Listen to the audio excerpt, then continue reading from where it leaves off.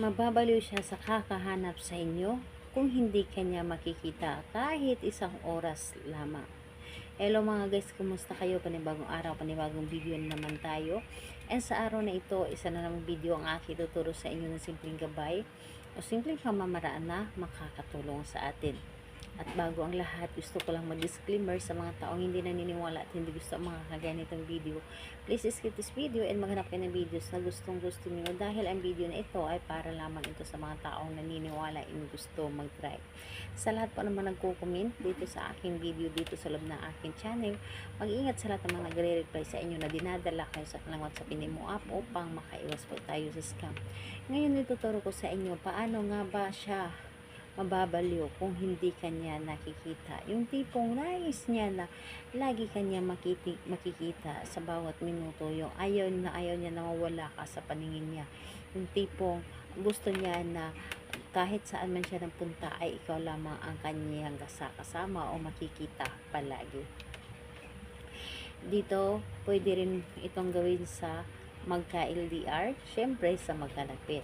And sa parehas ang kasirian, pwede mo rin itong gawin sa kanya. So, tinuro ko na ito dito sa aming kapitbahay na magkasama na parehas ang kasarian na mga lalaki. So, ilang bisis na silang nag-aaway at tipong naglayas na yung kinakasama niya ay napapabalik niya ito dahil ito ay aking itinuro sa kanya at talaga namang mas nagmamahalan pa sila ngayon. So, dito po is wala kang ibang gagamitin kundi sarili mo lang.